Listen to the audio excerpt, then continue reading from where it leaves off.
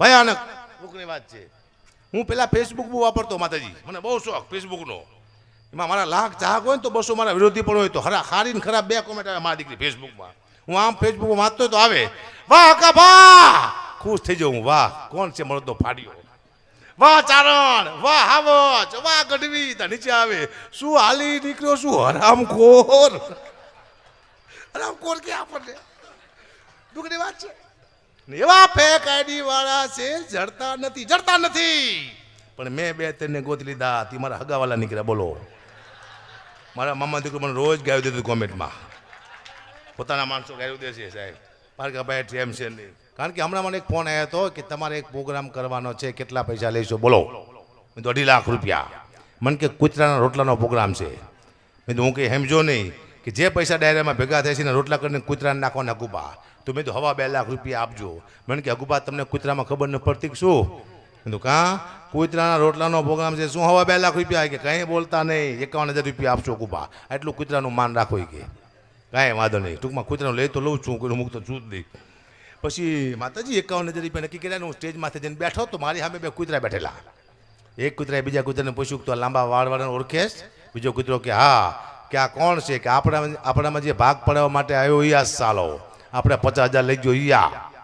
પછી મને 50,000 રૂપિયા આપ્યા તે. પછી હું ખાંડ, ઘઉં, તેલ, ચોખા, ગોળ આવું લઈને મેં ઘરે આપ્યું.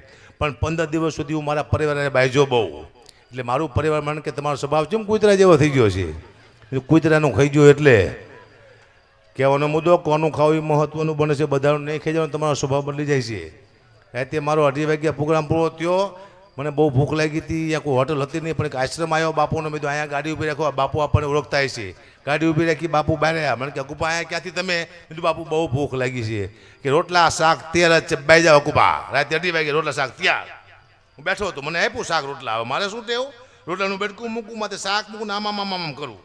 તે બાપુ મને કહે તમે શું કરો? મેં કૂતરાના ભાગનું કાઢું છું. મને કહે તમે ખાવ કૂતરાના ભાગનું જ છે કે આ રોટલા હવારે કૂતરાને નાખવાના ગુબા. તમે તમારા ભાગનું ખાઈ જાઓ, કોઈના ભાગનું કાઢશો નહીં. પછી મેં નક્કી કર્યું હું કોઈ કૂતરાના પ્રોગ્રામ નહીં કરું. આવા 6-7 પ્રોગ્રામ કરું હારો, મને તો હડકવા હાલે.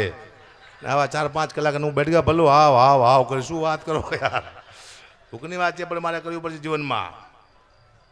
ભયાનક વાત છે. અમારી પાછળ એક ઉપમા લાગે છે કે હકાબા ગઢવી તો સાહિત્યનો બેતાબ બાદશાહ, માહેભાઈ આહિર તો સાહિત્યનો બેતાબ બાદશાહ, બિજરાદાન ગઢવી તો સાહિત્યનો બેતાબ બાદશાહ. બેતાબ બાદશાહ ઉપમા છે અમારી. રજૂ કરે એમ કે હવે આવશે હકાબા ગઢવી, જેને સાહિત્યનો બેતાબ બાદશાહ કહેવાય.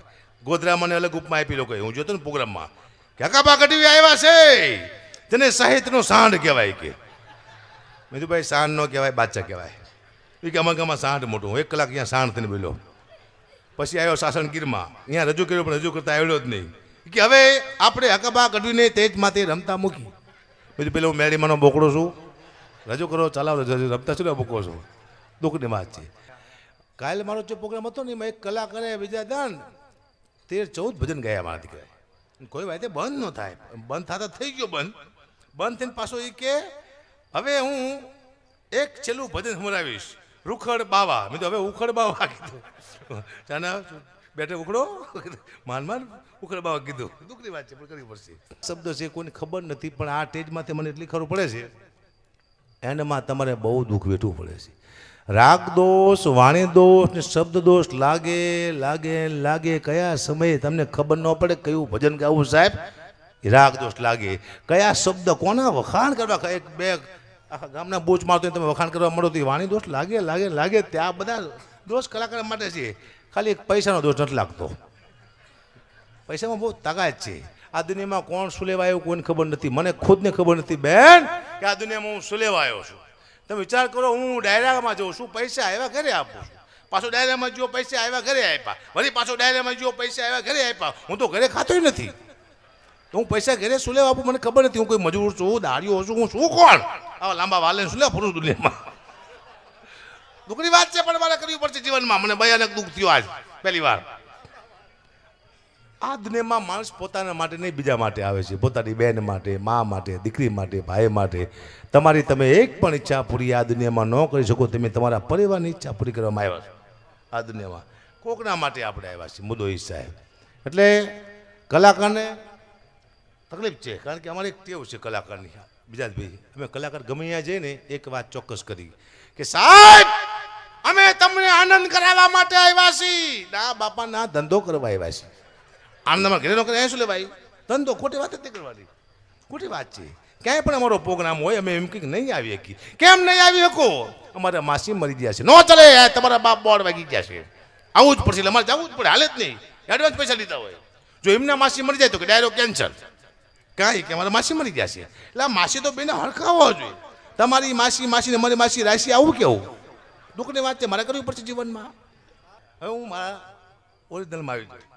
હું ઘણા ટાઈપથી રામદાસ બાપુનું ભજન છે, મને બહુ ગમતું. એ ભજન માણસ મૃત્યુ પામે એની યાદમાં ગવાય છે. તો મને વિચાર આવ્યો કે આ જીવતા માણસ માટે ગવાય કે ન ગવાય. તો મેં એને શબ્દમાં ફેરફાર કર્યો. શબ્દમાં ફેરફાર કર્યો. આદિત્ય સાંભળવા જેવું છે. એ ભજન કેવું હતું સાંભળાવું તું. મને ત્યાં પછી ગાય છે. હવે જીવન બનું છે ઉદાસ તમારા ગયા પછી, તમારા ગયા પછી, તમારા ગયા પછી. આ માણસ મરી જાય ને પછી ગાય છે.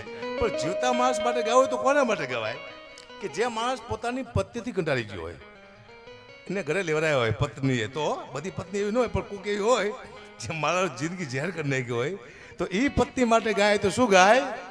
જીવન બન્યું છે ઉદાસ તમારા આવ્યા પછી, તમારા આવ્યા પછી, તમારા આવ્યા પછી.